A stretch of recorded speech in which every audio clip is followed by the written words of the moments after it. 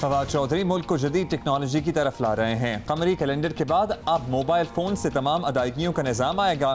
फवाद चौधरी की फुर्तियां मुखालिफिन भी मान रहे हैं।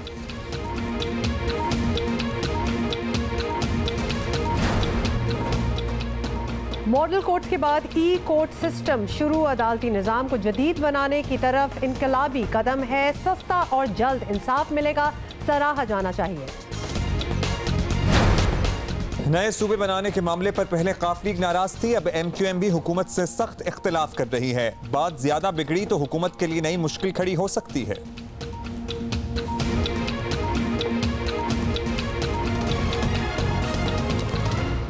अभी हम आपको one of our top stories उसके बारे में पहले बताते हैं कि वज़ीर आज़म इमरान खान की काबीना में फवाद चौधरी ही हैं जो कि जदीद पाकिस्तान बनाने के लिए अमली इक़दामात में आगे आगे नज़र आ रहे हैं। और ख़ास तौर पे लेटेस्ट जो वो कुछ चीज़ें कर रहे हैं ना, उसकी वजह से तो हम ये डेफिनेटली कह सकते हैं कमरी कैलेंडर के बाद मोबाइल फ़ोन से अदायगियों का सिस्टम लाने का बीड़ा भी उठा लिया है। और वज़ीर science and technology Fawad Chaudhry ने ऐलान किया है कि कमरी कैलेंडर के बाद अगला बड़ा चैलेंज क्रेडिट और डेबिट कार्ड को मोबाइल फ़ोन पेमेंट्स से तब्दील करना है, यानी आप यूटिलिटी बिल्स समेत दीगर सरकारी अदायगियां अपने मोबाइल ही से कर सकेंगे। और फवाद चौधरी ने अपने ट्विटर पर बयान में कहा कि चंद माह में ट्रांसपोर्ट किराए से गाड़ी खरीदने तक सब अदायगियां मोबाइल से होंगी। फवाद चौधरी की फुर्तियों का मुखालिफिन भी बाय द वे एतराफ़ कर रहे हैं।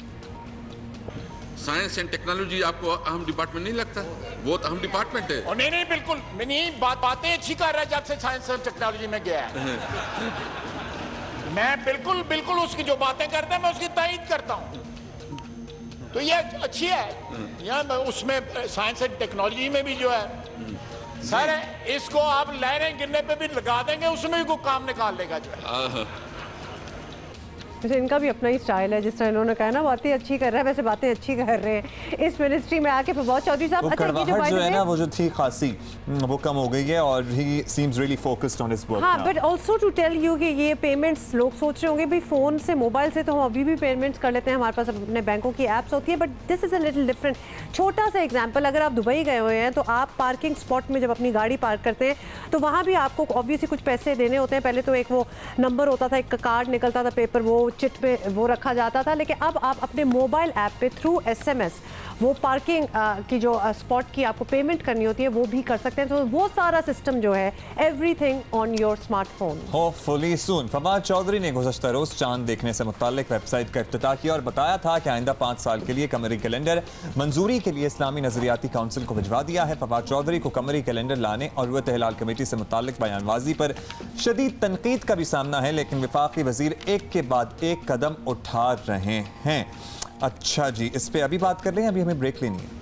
नहीं बिल्कुल अभी करनी है जनाब, इंतजार नहीं करा सकते। हमारे बड़े खास मेहमान हैं जो हमारा इंतजार कर रहे हैं। बिल्कुल जी, नो अदर देन वफाकी वजीर science and technology Fawad Chaudhry हमारे साथ हैं। फवाद चौधरी, आप मोबाइल फ़ोन्स के ज़रिए अदायगियों का सिस्टम लाने की बात कर रहे हैं, इसका क्या फ़ायदा होगा? पहले तो ये बताते हैं, ऑब्वियसली बहुत सोच के ये कदम उठाया होगा, ज़रूरत क्यों महसूस हुई इसकी?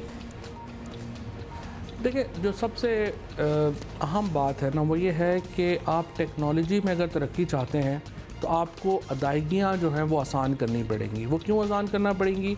टेक्नोलॉजी में ज़्यादातर काम होते हैं जो बिल्कुल यंगस्टर्स जो हैं वो कर रहे हैं। 16, 17, 18, 19, 20 साल के बच्चे हैं जो टेक्नोलॉजी में नई जहतें ला रहे हैं। अब उन बच्चों के लिए बड़ा मुश्किल है कि वो बैंक जाएं, वहाँ पे खोलें, अकाउंट खोलें, करें और सारा एक पूरा का पूरा जो लंबे प्रोसेसेस हैं उनमें पड़े, वो इनमें नहीं पड़ते हैं। दूसरी तरफ हमारी इकॉनमी की रिक्वायरमेंट ये है कि उसकी डॉक्यूमेंटेशन हो, लिहाजा सबसे आसान तरीका ये है कि आप मोबाइल फ़ोन को अपनी मोबाइल ऐप जो है उसको बना दें, अपना क्रेडिट कार्ड, अपना डेबिट कार्ड और अपना अकाउंट, और वहाँ से आप सारा कुछ ऑपरेट करें। तो इन पर अब हम काम कर रहे हैं। अच्छा फवाद साहब, ये बताइएगा, ये बज़ाहिर कोई आसान काम तो ज़ाहिर नहीं लग रहा है। इसके लिए आपको मोबाइल फ़ोन कंपनियों और बैंकिंग सेक्टर्स को भी इन्वॉल्व करना होगा, साथ मिलाना होगा। क्या अब तक आपने काम शुरू किया है इस सिलसिले में? कोई प्रपोजल हैं जो आपने इनिशिएट किए हों? बिल्कुल, इसमें देखिए, इसमें ये इंटीग्रेटेड काम होगा। इसमें स्टेट बैंक जो है उसकी इन्वॉल्वमेंट है, मिनिस्ट्री ऑफ फाइनेंस की जो है वो इन्वॉल्वमेंट है, इसमें हमारी जो टेक्नोलॉजी की मिनिस्ट्री है उसकी इन्वॉल्वमेंट है, मोबाइल कंपनीज़ की इन्वॉल्वमेंट है, और उसके अलावा जो आपने देखे हैं कि जो हमारे बैंक्स खुले हुए हैं ऑनलाइन मोबाइल, जैसे UBL के हैं, हबीब बैंक, मुख्तलिफ बैंक जो हैं उन्होंने अपने ऑनलाइन अकाउंट्स जो हैं वो खोले हुए हैं, उन सबको इंटीग्रेट करना है। लिहाजा एक बड़ी एक्सरसाइज है, लेकिन इंशाल्लाह ताला ये एक्सरसाइज में इब्तदाई हमने तकरीबन आप समझिए कि एक नेटवर्किंग जो बनानी थी वो हमने कर ली है। अब हम आगे जा रहे हैं। ये ज़बरदस्त स्टेप है और अगर ये हो जाए तो बहुत अच्छा, और ख़ासतौर पे ऐसी कंपनियां पेपैल जो कि अभी इसका बड़ा बात हो रही थी कि जी पाकिस्तान आएंगे और उन्होंने आने से रिफ्यूज़ भी कर दिया, बिकॉज हमारे पास इस किस्म की सहूलियात इस वक्त है नहीं। We really have to start from the bottom कि हम उस तरफ पहुँच सकें कि इस किस्म की कंपनियाँ आएँ। आपसे हम ये पूछना चाहते हैं कि एक सवाल ये भी है कि ये काम तो IT टेलीकॉम की वजारत को करना चाहिए, या फिर इवन वजारत ख़जाना जो बराह रास्त इससे मुंसलिक होंगे, तो आपका और आपकी वजारत का इससे क्या लेना देना? टेक्नोलॉजी हमारे पास है, टेक्नोलॉजी का ही काम है, टेक्नोलॉजी का काम। अच्छा, आपने कहा टेक्नोलॉजी का काम है, अंडरस्टैंडेबल। ये बता दीजिए, अब ये जो प्रोजेक्ट है ये आवाम के लिए बड़ी काम की चीज़ अपेरेंटली जितना आपने एक्सप्लेन किया नज़र आ रहा है, कमरी कैलेंडर की तरह इस प्रोजेक्ट पर भी कहीं मुखालफत तो सामने नहीं आ जाएगी? अभी तक तो नहीं आई है, लेकिन अगर आ गई तो फिर उसको भी देख लेंगे। मुखालफत तो फिर आपको पता है हर जगह ही होती है। चलें जी, great, thank you so much Fawad Chaudhry. Alright, we are actually hoping कि ये हो जाए, एडवांसमेंट्स है ना, इसमें मुखालफत ना ही आया करे तो अच्छा है। This is really good. तो अगर इस किस्म की चीज़ हो जाए तो ज़बरदस्त। पाकिस्तान में अलबत्ता थोड़े से लोगों के हमारे भी कुछ ट्रस्ट इश्यूज़ हैं। आपको पता है कि कुछ महीने पहले वो एक ATM fraud type situation start हुई थी, जिसकी वजह से सारे ज़रा डर गए थे, लेकिन ऑब्वियसली इस किस्म की चीज़ आ जाए तो चीज़ें बेहतर होंगी।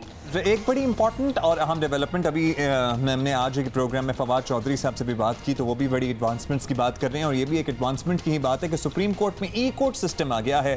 टेक्नोलॉजी की मदद से अब केसेस की समाअत से इंसाफ की फराहमी तक सब काम जल्दी होंगे। होपफुली चीफ जस्टिस खोसा ने ज़बरदस्त काम किया है। मुल्की अदालती निज़ाम बाकायदा तौर पर पहली मरतबा जदीद खतूत पर इस्तवार हो गया है। सुप्रीम कोर्ट इस्लामाबाद से कराची रजिस्ट्री में वीडियो लिंक के जरिए मुकदमात की समाअत हुई। चीफ जस्टिस आसिफ सईद खोसा की सरबराही में 3 रुकनी बेंच ने मुल्की तारीख में पहली बार वीडियो लिंक के जरिए मुकदमे की समाअत की है। How cool is that? वाकई ये चीज़ें लेके सुनते हैं जब हम, तो लगता है कि कोशिशें इतनी अच्छी हो रही हैं to bring it into this century at least. इब्तदाई तौर पर आपको जल्दी से बता दें, मुकदमात की सहूलत जो है वो इस्लामाबाद हाई कोर्ट और सुप्रीम कोर्ट कराची रजिस्ट्री के लिए दस्तयाब है। और जस्टिस आसिफ सईद खोसा ने कहा कि E-कोर्ट के जरिए कम खर्च से फौरी इंसाफ मुमकिन हो सकेगा। और आपको बता दें ये भी कि दुनिया भर में पाकिस्तान की सुप्रीम कोर्ट में ही E-कोर्ट सिस्टम का पहली मरतबा जो है वो आगाज़ हुआ है, जो कि यकीनन एक एजाज़ है। डेफिनेटली पूरी दुनिया में किसी सुप्रीम कोर्ट में इस किस्म की चीज़ नहीं होती। ये ऐसा क्रेडिट है जो हमें लेना, दुनिया को बताना चाहिए कि हम इतने एडवांस कर चुके हैं। इस सिलसिले में हमारे कॉरेस्पॉन्डेंट आसिफ बशीर चौधरी हमें ज्वाइन कर रहे हैं। आसिफ, बहुत शुक्रिया, आपने वक्त दिया। बताइएगा, सुप्रीम कोर्ट में पहली बार E-कोर्ट सिस्टम आजमाया गया है, पहला जो तजर्बा था वो कैसा रहा? कोई मसला तो नहीं हुआ इस एक्सपीरियंस में? ये बड़ा जो है दिलचस्प तजर्बा रहा और बड़ा कामयाब तजर्बा रहा जब चीफ जस्टिस की सरबराही में 3 रुकनी बेंच ने इस्लामाबाद में जो है वो यहाँ पे बेंच मौजूद था और कराची रजिस्ट्री से वकला ने दलाइल दिए और वीडियो लिंक के ज़रिए जो दलाइल दिए गए उसमें वॉइस क्वालिटी भी बहुत अच्छी थी और जो बड़ी LCDs लगाई गई थी उनके ऊपर जो हैं दोनों तरफ के वकला भी नज़र आ रहे थे, मुल्ज़िमान भी खड़े हुए नज़र आ रहे थे, अदालती अमला भी नज़र आ रहा था। तो जो पहली समाअत थी इसको देखने के लिए काफ़ी तादाद में वकला भी मौजूद थे और मीडिया ने भी स्पेशल अरेंजमेंट्स किए हुए थे। तो जो इसका अगर मैं आपको ये बताऊं कि इसकी ज़रूरत क्यों पेश आई, तो ये इसकी ज़रूरत इसी सिलसिले की एक कड़ी है जिसमें पाकिस्तान की सुपीरियर जुडिशरी जो है वो इल्तवा को ख़त्म करना चाहती है केसेस के। पहले होता था कि वकला की तरफ से एडजमेंट की दरख्वास्तें आ जाती थी कि लेट नोटिस मौसूल हुआ या उन्हें फ़्लाइट नहीं मिली दूसरे शहर से इस्लामाबाद आने के लिए, तो इस सूरत में केस में तारीख पड़ जाती थी और फिर वो जो पेंडेंसी का एक सिलसिला है वो इस तरह की बहुत सारी तारीखों का ही मरहून मिन्नत है। ताहम अब जो वीडियो लिंक के ज़रिए नादरा ने जो सिस्टम सिस्टम लगा के दिया और जिसकी लागत हमारे ज़राए ने हमें बताई है कि सिर्फ 35 लाख रुपए है। सिर्फ 35 लाख रुपए से ये इंतहाई ज़बरदस्त किस्म का जो मॉडर्न सिस्टम लगा है, ये जो है उससे बाकायदा बहुत ज़बरदस्त अंदाज में समाअत हुई। वकला ने जो दलाइल दिए उन्हें अदालत ने बगौर सुना और फिर अदालत ने जो अपनी ऑब्जर्वेशंस दी और फिर जो फ़ैसला दिया वो बड़ा क्लियरली, वो जितना भी मैसेजिंग थी दोनों तरफ की, वो बड़ी वाज़े अंदाज में जो है मौसूल हुई। जबरदस्त, इट साउंड्स ग्रेट, इनफैक्ट बहुत ही अच्छा लग रहा है ये। आसिफ, ये भी बताइएगा कि इस सिस्टम के तहत साइलिन पर मुकदमात लड़ने के हवाले से माली बोझ कितना कम हुआ है? बिकॉज सारों का कंसर्न सबसे पहला यही होता है। पहला तजर्बा जो है वो इस लिहाज से ज़बरदस्त है कि सीनियर कानूनदान जो होते थे मुल्क भर के, सुप्रीम कोर्ट के वकला, वो लिटिगेंट्स के ख़र्चे के ऊपर, उनके ख़र्चे के ऊपर दूसरे शहरों का सफ़र करते थे पेश होने के लिए अदालतों में। उसके अलावा वो बड़े होटलों में ठहरना होता था, उसी हिसाब से खाने भी खाए जाते थे। तो ये तमाम अखराजात जो हैं वो साइलिन को ही अदा करना होते थे। और इसके अलावा सरकार को भी इन मुकदमात में कास्ट पड़ती थी, जैसे मुलजिमान को दूसरे शहरों में मुंतकिल करना, उनको ठहराना, उनके साथ पुलिस एहलकारों को डिप्यूट करना। तो ये सारी जो मुशक्क़त एक तरफ सरकार को करनी पड़ती थी और दूसरी तरफ साइलिन को करनी पड़ती थी। अब जो है जो हमारी कोर्ट्स आई हैं, इसके बाद तवक्को की जा सकती है कि ये दोनों तरफ जो कास्ट है, केसेस की जो कास्ट है, जो लागत है, वो कम हो जाएगी और इसका अल्टीमेटली फ़ायदा जो है वो लिटिगेंट्स को भी जाना चाहिए। और देखते हैं कि वकला पासन करते हैं। अच्छा आसिफ, क्या अदालत का प्रोग्राम है कि इस तजर्बे को दीगर अदालतों में भी आजमाया जाए, क्योंकि ये जो अपेरेंट नज़र आ रहा है तो बड़ा कामयाब रहा है पहला experience? Chief justice of Pakistan justice Asif Saeed Khosa जो हैं, उन्होंने अपने रिमार्क्स में ये कहा भी कि हम इसको दूसरे मरहले में दूसरी अपनी जो सुप्रीम कोर्ट की रजिस्ट्रियाँ हैं वहाँ भी ले जाएंगे। और कोयटा के बारे में उन्होंने ये कहा, कोयटा के कुछ वकला जब एक केस में पेश हुए तो उन्होंने कहा कि आइंदा साल तक ये कोयटा रजिस्ट्री में भी जो है ई कोर्ट की सहूलत जो है वो दे दी जाएगी।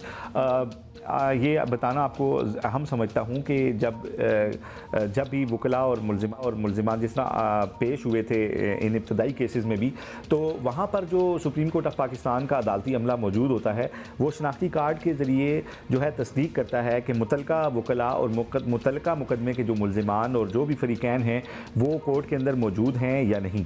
तो इस बात को वेरीफाई करने के लिए सुप्रीम कोर्ट ऑफ पाकिस्तान का अमला जो है वो दूसरी जगहों पे मौजूद होता है।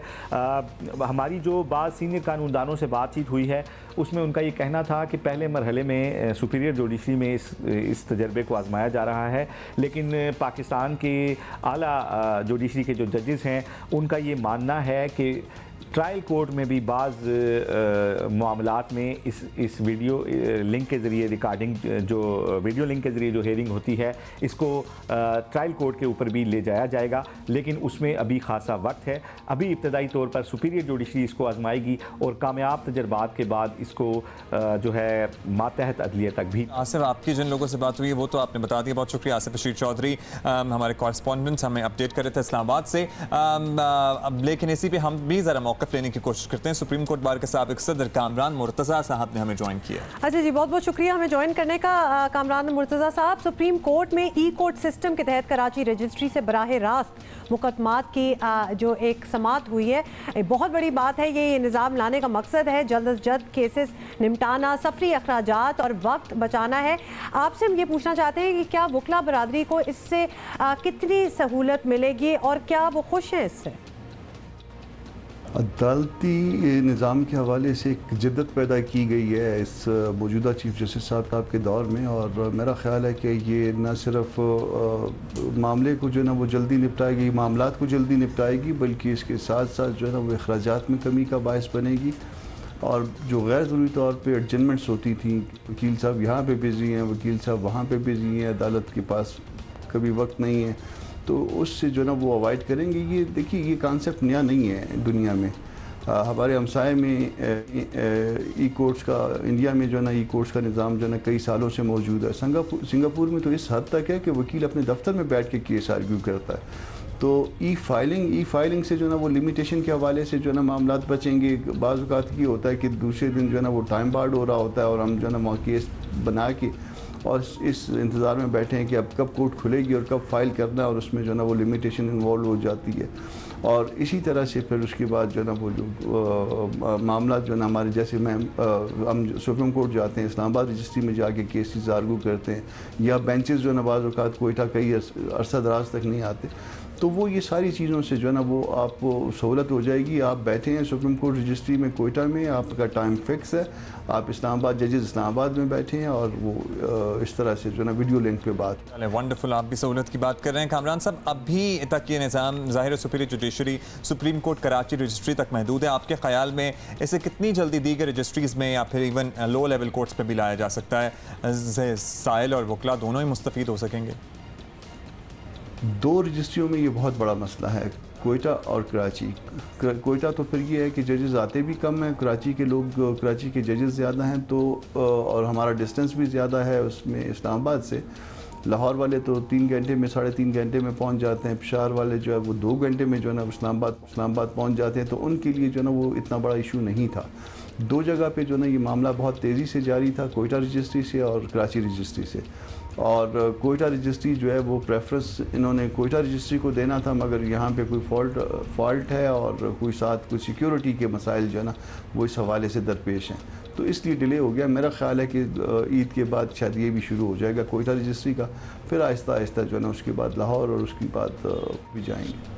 अच्छा, ये भी बताइएगा कि इब्तदाई तौर पर अगर इस सिस्टम में कुछ कमी की शिकायत आप तक पहुंची है, तो ये आप ज़रूर हमें बताएं कि क्या कमी बेशी इसमें रहेगी, कुछ बेहतरी आ सके। अगर है तो इस निज़ाम में आप सजेशंस क्या देंगे कि इस चीज़ को भी आप इंक्लूड कर लिया जाए?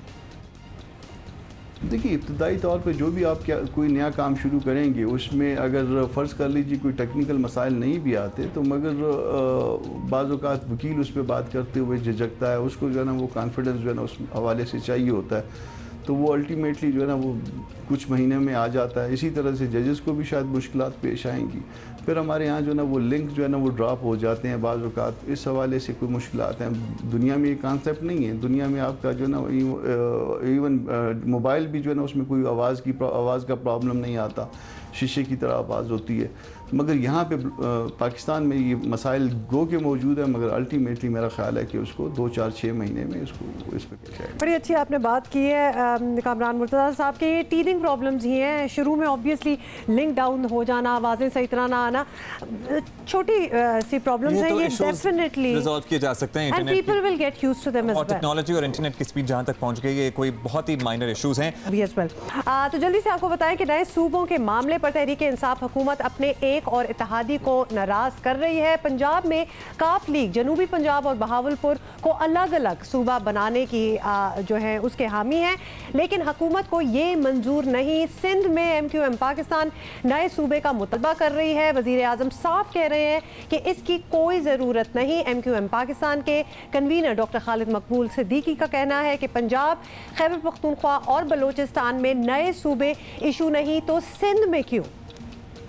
पाकिस्तान के आईन में ऑप्शन मौजूद है सूबे बनाने का, कतई तौर पे ये गद्दारी से इसको जोड़ा नहीं जा सकता। पंजाब में तो 3-3, 4-4 सूबे बन सकते हैं, खैबर पख्तूनख्वा में भी सूबे बन सकते हैं, बलोचिस्तान में भी सूबे बनाने की बात की जा सकती है। सिंध में ये जुर्म है, ये मुकद्दस गाय कब करार दिया गया है? गुज़श्ता दिनों कराची के दौरे पर वज़ीर आज़म इमरान खान का कहना था कि तहरीक इंसाफ सिंध में नया सूबा बनाने के खिलाफ है। PTI के लिए नए बल्दियाती निज़ाम के बाद इसकी ज़रूरत नहीं। इस पर MQM के रहनुमा आमिर खान ने सख्त रद्द-ए-अमल भी दिया था, वो भी आपको दिखा देते हैं। अल्लाह आलम इमरान खान साहब ने ये बात कही है या नहीं कही है, लेकिन मीडिया पर ज़रूर चली है कि सिंध में दूसरा सूबा नहीं बन सकता, चूँकि हम ऐसा बल्दियाती निज़ाम लेकर आ रहे हैं कि इसके बाद सूबे की ज़रूरत नहीं पड़ेगी। मेरा सवाल ये है कि फिर वो बल्दियाती निज़ाम पंजाब में भी ले आइए, फिर वहाँ पर भी सूबे की ज़रूरत नहीं पड़नी चाहिए। और आपको बताएं कि दूसरी जानिब पीपल्स पार्टी तो नए सूबे के मुतालबे की मुखालिफ है ही। MQM से अलग होने वाले PSP के सरबराह मुस्तफ़ा कमाल भी बरहम है। जिनके पास 30 सालों से मैंडेट रहा है, आज उनसे जब पूछो 11 इलेक्शन जीत चुके हैं, MP MNA वजीर गवर्नर रह चुके हैं, हमारे मसाइल हल करो तो कहते हैं हमारे पास तो गटर लाइनों का अख्तियार नहीं है। 4 सालों तक ये राग अलाप दिया। फेडरल मिनिस्टर हैं आप आप मेयर हैं दोनों शहरों के, तो आप कहते हैं कि कराची को अलग सूबा बनाएंगे, सिंध के 2 टुकड़े करेंगे। आप गटर लाइनों का इख्तियार ले नहीं पा रहे, आप कचरे का इख्तियार ले नहीं पा रहे, आप सूबा बनाएंगे यार, झूठ बोलते हैं। अब सवाल यह है कि मुत्तहिदा कौमी मूवमेंट वाकई नए सूबे के क़याम के लिए संजीदा है या ये वफाकी हुकूमत को दुआओं में रखने का एक बहाना है, क्योंकि MQM का सियासी स्ट्रक्चर जब कहीं ज़्यादा बड़ा और मजबूत था, उस वक्त की हम बात कर रहे हैं माजी की, तब उसने सूबे के मुतालबे को ज़्यादा सीरियस लिया नहीं था। तो अब ये कैसे मुतालबा अगर पेश किया है तो मनवा सकते हैं, मनवाने की पोजीशन में भी हैं या नहीं, ये अहम बातें हैं। और MQM के रहनुमा ख्वाजा इजहारुल हसन से इन्हीं मुताल्लिक हम बात कर लेते हैं। जी बिल्कुल, बहुत बहुत शुक्रिया हमारे टाइम निकालने का। आपसे ये पूछना चाहते हैं कि MQM का मुतालबा रहा है सिंध में नए सूबे का, वज़ीर आज़म कहते हैं कि इसकी ज़रूरत ही नहीं है, फिर आप तहरीक इंसाफ के साथ कैसे चलेंगे? ये तो ऑब्वियसली आपके बयानिए की बिल्कुल स्ट्रेट नफ़ी है। देखें, इस वक्त यकीनन जो एक इमोशनल प्रोपेगेंडा है ख़ास तौर में सिंध में सूबे बनाने, यकीनन प्राइम मिनिस्टर साहब को बहुत सारी जो ग्राउंड रियलिटीज़ हैं उसका अंदाज़ा नहीं है, ख़ास तौर पे शहरी सिंध के हवाले से जो ज़्यादतियाँ पिछले 11 साल में कराची, हैदराबाद, सक्खर, मीरपुर, खास नवाब शाह के साथ हुई हैं, तो वो ग्राउंड इतनी तल्ख हैं कि मैं समझता हूँ कि अगर यही सिस्टम चलता रहा तो मोंजोदाड़ो में और कराची में कोई फ़र्क बाकी नहीं रहेगा। हमने इस सिलसिले में गवर्नर सिंध से रिक्वेस्ट की है कि हमें प्राइम मिनिस्टर साहब से एक अलहदा मौका दें, क्योंकि GDA और PTI के लोग ज़ाहिर है वो उनका पहला पार्लिमानी एक्सपीरियंस है, खुसूसन PTI का। हम उन्हें फिर अपने तहफ़्फ़ुज़ात सबूत के साथ और जो मेल प्रैक्टिसिंग है, बैड गवर्नेंस हैं, जो करप्शन है, जो इनजस्टिस है, डिस्क्रिमिनेशन है, इससे उनको आगाह करेंगे। और हम ये नहीं चाहते कि कश्त खून हो, लेकिन हम ये ज़रूर चाहते हैं कि सूबे के मामले पे पूरे पाकिस्तान में डायलॉग होने चाहिए, डायलॉग का कल्चर, डायलॉग और एक दूसरे की बात सुनने की तहम्मुल और बर्दाश्त का कल्चर चाहते हैं। अच्छा, ये बताइएगा कि जनूबी पंजाब सूबा इंतज़ामी बुनियादों पर बनाया जा रहा है, आपकी डिमांड ज़रा कुछ अलग सी है। अगर इंतज़ामी बुनियादों पर सिंध में सूबे बने तो वो आपकी मर्ज़ी के मुताबिक तो ज़ाहिर नहीं होंगे, ये आपके लिए कैसे काबिल कबूल है? बहुत अहम सवाल ये कि जनूबी पंजाब प्राइम मिनिस्टर साहब के बयानिए की रोशनी में कि अगर पाकिस्तान में एक बहुत ही मजबूत लोकल गवर्नमेंट निज़ाम आ रहा है तो उसमें सूबे सिंध में सूबे की ज़रूरत नहीं, तो फिर मेरा ख्याल है जनूबी पंजाब की भी ज़रूरत नहीं, वहाँ भी सूबे की ज़रूरत नहीं, क्योंकि एक मजबूत लोकल गवर्नमेंट का निज़ाम तो पूरे पाकिस्तान के लिए आना चाहिए।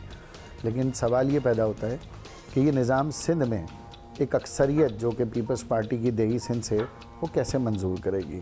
और हमारा कभी भी मुतालबा लिसानी बुनियाद पर सूबे का नहीं, मौजूदा सूबाई इकाइयाँ तो लिसानी बुनियाद पर हैं, लेकिन हम भी इंतज़ामी बुनियाद पर इंतज़ामी यूनिट के ख्वाह हैं, इंतज़ामी जो कि लिसानियत से मुबर्रा हों, लिसानियत से पाक हों। ख्वाजा साहब, हुक्मरान जमात और सबसे बड़ी स्टेक होल्डर पाकिस्तान पीपल्स पार्टी है, क्या MQM पाकिस्तान के लिए बेहतर नहीं कि पहले पीपल्स पार्टी को मनाए, फिर नए सूबे का मामला जो है वो वफाक तक लेके जाए? ये ऑप्शन क्या आप लोगों ने देखा है? पीपल्स पार्टी ने कोई भी ऐसा ऑप्शन नहीं छोड़ा जिसमें वो इख्तियारात को डिवॉल्व करना चाहें। 18वीं तरमीम के बाद हमारे साथ धोखा ये हुआ कि हमसे ये वादा था कि 18वीं तरमीम पे ज़िलों तक, ज़िलों से तहसील और तहसील से यूनियन काउंसिल तक जाएगी, लेकिन पीपल्स पार्टी ने इस्लामाबाद से इख्तियारात तो ले लिए, लेकिन वो इख्तियारात सूबे से ज़िले सतह और यूनियन काउंसिल की सतह पे नहीं हैं। तो पीपल्स पार्टी से मुज़ाकरात ना करना या पीपल्स पार्टी की जो रविश है उसका तो एक 25-30 साल का एक माजी है, जिसमें उन्होंने एक डिक्टेटरशिप के ज़रिए वसाइल को न सिर्फ अपने कब्ज़े में रखा बल्कि बदइंतज़ामी और बदएतमादी और करप्शन की दाग बेल डाली और आज तक अपनी इस्लाह नहीं की। तो उनसे बात करना या ना करना बराबर है। साहब, अगर वफाकी हुकूमत आपकी बात मानने पर किसी सूरत भी तैयार नहीं होती तो क्या करेंगे? हुकूमत ही छोड़ देंगे या हुकूमत मुखालिफ तहरीक भी शुरू कर सकते हैं, जो या अपोजिशन तहरीक शुरू करने का इरादा रखती है उसका हिस्सा बन सकते हैं? What are your plans? ये वफाकी हुकूमत को सोचना है कि हम किन किन महरूमियों का, क्योंकि हम उनके इत्तेहादी हैं और मशरूत इत्तेहादी हैं, हम गैर मशरूत इत्तेहादी नहीं हैं। ये तो वफाकी हुकूमत को सोचना है कि हम किन के तहफ़्फ़ुज़ात को इग्नोर किया जाता है या उन तहफ़्फ़ुज़ात को सुना जाता है। यकीनन अगर तहफ़्फ़ुज़ात को इग्नोर किया जाएगा तो हमारे पास भी किनारा किसी के अलावा कोई रास्ता नहीं रहेगा। लेकिन हम इसमें जल्दबाजी नहीं चाहते। हम ये हुकूमत को जो बड़े महाज हैं हम वहाँ पे हुकूमत को सपोर्ट कर रहे हैं और हम चाहते हैं कि माशी चैलेंज से जब हुकूमत नबर्दाज़मा हो जाए तो फिर सियासी और इंतज़ामी मामलात पर भी हुकूमत हमारी बात सुने। इस सिलसिले में मैंने अर्ज़ किया कि प्राइम मिनिस्टर साहब से हमने इस मौजू पर ख़ास तौर पर एक अलहदा से टाइम की दरख्वास्त की है। ईद के बाद जल्द मुलाकात इनसे मुतवक्को है। शुक्रिया आपका। इनके रहनुमा ख्वाजा इज़हारुल हसन हमारे साथ मौजूद थे। लेट्स सी मामला कितनी दूर तक जाता है, दूर तक जाता भी है या नहीं जाता। बिल्कुल जी, इतने ऑप्शंस तो खैर उन्होंने खुद भी गिनवा दिए हैं। अच्छा जी, वेलकम बैक। और एक मसला जिस पे हम काफ़ी दिन से बात करें, वफाकी हुकूमत भी मान रही है कि HIV सिंध का नहीं पूरे पाकिस्तान का मसला है। फिर किसी वजीर का सिंध को एडिस्तान कहना यकीनन ज़्यादती है। मुआविन खुसूसी बराए सेहत डॉक्टर ज़फ़र मिर्ज़ा का कहना है कि पाकिस्तान में HIV एड्स के जितने केसेस रिपोर्ट किए गए हैं वो मुतासरा अफराद से कहीं कम है। अंदाज़न तकरीबन 1,63,000 अफराद इस मरज़ का शिकार हैं, लेकिन इनमें से सिर्फ 25,000 अफराद कौमी और सूबाई HIV एड्स प्रोग्राम्स के साथ रजिस्टर्ड हैं, जिसमें से 16,000 अफराद मुस्तकिल दवाई लेते हैं। मैं ये कहूँ कि जी उसकी गलती थी इसलिए ये हुआ है, मैं ये कहूँगा ये दरअसल इस चीज़ की निशानदेही करता है कि हमारा अंडरलाइंग हेल्थ केयर सिस्टम कितना ख़राब है और हमारी कल्चरल प्रैक्टिसेस जो हैं वो कितनी क्वेश्चनेबल हैं। इस वक्त ये सिंध में हुआ है, लेकिन ये वाक़यात हो रहे हैं HIV एड्स के हवाले से। हल जो है वो अपने हेल्थ केयर सिस्टम को ठीक करना है। ज़फ़र मिर्ज़ा का बयान वज़ीर रेलवे शेख रशीद के उस बयान के चंद रोज़ बाद आया जिसमें उन्होंने सिंध को एडिस्तान का लक़ब दिया था। सिंध तो सिर्फ एड चला रहा है, एडिस्तान बना दिया है। सिंध एक ही काम कर रहा है, सारी दुनिया में ही करने लगा है और लड़काना उसका मेन हब है। ना बच्चों का कोई हॉस्पिटल है, ना बच्चों का कोई डॉक्टर है और ये इस तरह फैलता जा रहा है, ये वायरस की तरह फैलती जा रही है। डूब मरे सिंध के ऐसी हुक्मरान जिन्होंने सिंध के हज़ारों बच्चों को, जिस बच्चे को टेस्ट करते हैं हर तीसरा बच्चा एड्स ज़्यादा निकल रहा है और दुनिया में इतनी एड कहीं नहीं है जितनी सिंध में निकल रही है और ये सारे मुल्क में फैल गई तो मेरा ख्याल है इससे बड़ी दहशतगर्दी कोई नहीं होगी। और इस पर चेयरमैन पीपल्स पार्टी बिलावल भुट्टो जरदारी ने सख्त रद्द अमल का इजहार किया था। वफाकी हुकूमत है वो जानबूझ के खौफ फैला रहे हैं। वफाकी वजीर एदिस्तान का नाम मेरा सूबा को देते हैं। आपने मुतालबा किया कि ये अल्फाज, ये नाम जो आपने मेरा 30 को दिया है, ये गाली जो आपने इस्तेमाल किया, ये वापस लो। HIV जैसा मोहलिक वायरस पूरे मुल्क में मौजूद है। ऐसे में किसी एक सूबे को एडिस्तान कहकर दीगर सूबों से आंखें बंद कर लेना मसले का हल नहीं है। वफाकी हुकूमत को मरज़ खिलाफ मुल्की इक़दामात करने की ज़रूरत है। इसी पे बात करते हैं। मुआविन खुसूसी बराए सेहत डॉक्टर ज़फ़र मिर्ज़ा हमारे साथ मौजूद हैं। बहुत शुक्रिया डॉक्टर साहब। बताइएगा, HIV के केसेस की बड़ी तादाद रिपोर्ट हुई है सिंध से, क्या ये तनासुब बाकी मुल्क से ज़्यादा है या दीगर इलाकों में भी नंबर्स हैं या नहीं है? जी शुक्रिया। सबसे पहले तो मैं जियो पाकिस्तान के नाजरीन और इनके मेज़बान इन सब को मुबारकबाद पेश करना चाहता हूँ कि ये इतना अच्छा प्रोग्राम कर रहे हैं। मैं मुल्क से जब बाहर था तो मैं बड़ी रेगुलरली ये प्रोग्राम देखा करता था सुबह के वक्त। जहाँ तक आपके सवाल का ताल्लुक़ है, एड्स पाकिस्तान में फैली हुई है और जो आपने है कि क्या सिंध में जो मरीज़ों की तादाद है और उनका जो तनासब है उसका दूसरे सूबों से या दीगर पाकिस्तान के साथ इसका क्या ताल्लुक़ है, तो मैं आपको फ़िगर्स बता देता हूँ। पाकिस्तान में 2 सूबों के अंदर कंसंट्रेटेड है HIV एड्स के पेशेंट्स। एक उसमें सिंध है और एक पंजाब है। बाकी 2 सूबे हैं वो निस्बतन वहाँ पे बहुत कम केसेस हैं। तो इन 2 सूबों में तकरीबन 93% जो इस बीमारी का बोझ है, जिसे हम बर्डन ऑफ डिजीज़ कहते हैं, वो इन 2 सूबों में कंसंट्रेटेड है। और सिंध और पंजाब, चूँकि पंजाब की पॉपुलेशन बहुत ज़्यादा है तो इन टर्म्स ऑफ नंबर्स यकीनन वहाँ पे मरीज़ ज़्यादा हैं इस वक्त। लेकिन सिंध में अब ये जो तादाद बढ़ती चली जा रही है, ऐसा लगता है कि शायद ये पंजाब को पीछे छोड़ जाए। डॉक्टर साहब, सेहत के मामला सूबाई हुकूमतें देखती हैं। HIV की इस सूरत हाल में सिंध हुकूमत का जो किरदार रहा है, आपके ख्याल में वो कैसा रहा है? सिंध गवर्नमेंट और जो डिपार्टमेंट ऑफ हेल्थ है सिंध का, उन्होंने अपने वसाइल और अपनी बसात के मुताबिक जैसे जैसे मरीज़ों की तादाद बढ़नी शुरू हुई उन्होंने इसको रिस्पॉन्ड किया। मैं तकरीबन डेली बेसिस के ऊपर जो वज़ीर सेहत हैं सूबाई डॉक्टर अज़रा पेशो उनके साथ राब्ते में रहता हूँ और उन्होंने अपने तई वो बड़ी कोशिश कर रहे हैं।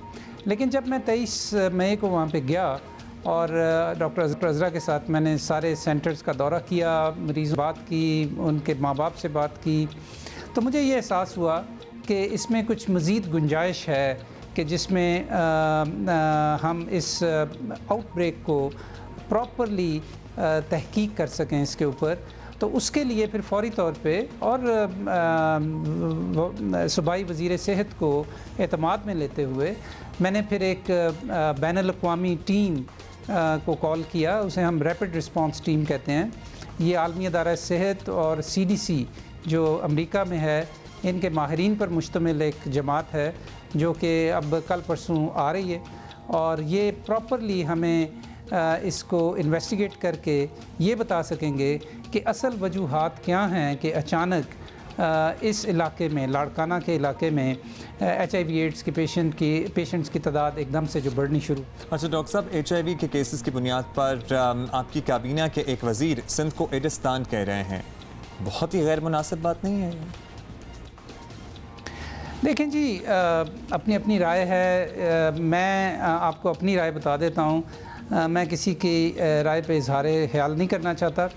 मैं इस चीज़ को प्रमोट कर रहा हूँ जब से मैंने वजारत संभाली है कि हमें हेल्थ सेहत के जो मसाइल हैं पाकिस्तान में, और वो बहुत गहरे मसाइल हैं, बड़े पेचीदा मसाइल हैं, हमें बहुत कुछ करने की ज़रूरत है और मैं इसको पोलिटिसाइज़ नहीं करना चाहता। मेरा ये ख्याल है कि हेल्थ शुड बी डीपोलिटिसाइज्ड और हम सब लोगों को मिल के अपनी इज्तिमाई ज़िम्मेदारी समझते हुए लोगों की खिदमत करनी चाहिए। वो पाकिस्तानी पहले हैं, फिर वो सिंधी हैं, फिर वो पंजाबी हैं, बलोची हैं, या वो KP से उनका ताल्लुक़ है, या जो दीगर इलाके हैं हमारे, वो सबसे पहले पाकिस्तानी हैं और हम वफाकी हुकूमत हैं और हमारा ये फ़र्ज़ है कि हम सूबाई हुकूमतों के साथ मिल के लोगों की खिदमत कर सकते। ठीक, बहुत शुक्रिया। मामून खुसूसी बराए सेहत डॉक्टर ज़फ़र मिर्ज़ा हमसे बात कर रहे थे। अच्छा जी, टाइम है तो आगे चले या नहीं? मेरा ख्याल है कि आज का हमारा टाइम जो है यहीं पे ख़त्म होता है और इंशाल्लाह आपसे मुलाकात होगी हमारी कल। एक तो हमारी बातें नहीं ख़त्म होती ना कि टाइम ख़त्म हो जाता है। वील सी यू टुमारो इंशाल्लाह। हैव अ ग्रेट रोज़ा।